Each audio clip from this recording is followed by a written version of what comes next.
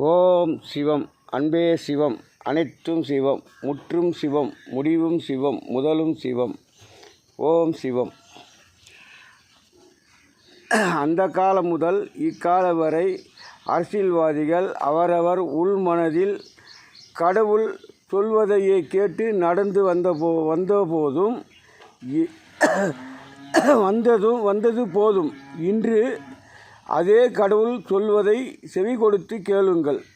ஒவ்வொரு நாட்டிலும் பூமியில் பசுமை இடைவெளியும் பசுமை காடுகளும் வேகமாக அழிந்து வருவதால் இதுவரை பிறந்திருக்கும் மக்கள் ஆத்மாவை நிறைவடை செய்ய போதிய இடைவெளி கிடையாது.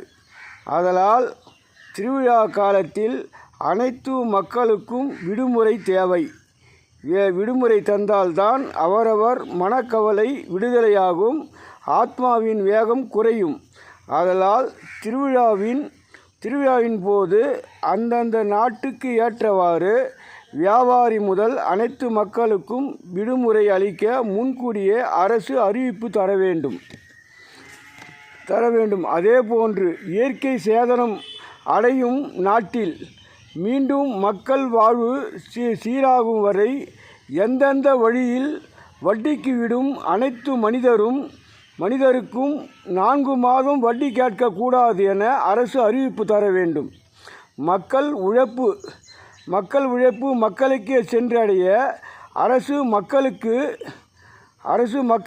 மக்களுக்கு பயனில்லாத வகையில் சிலை வைப்பது, மணிமண்டபம் கட்டுவது என்ற நோக்கத்தை அடியோடு ரத்து செய்து இதுவரை தொழிலாக செய்து வந்த மக்களுக்கு வேறு எந்த வேலை தருவது என ஆய்வு செய்தால் சிந்தனைக்கு அறிவு வந்தடையும் என்பதே இறைவனின் கட்டளை.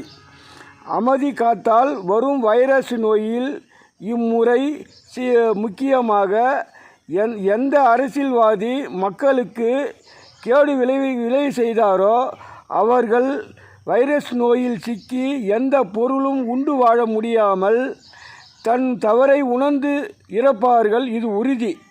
ஓம் சிவம். அன்பே சிவம்.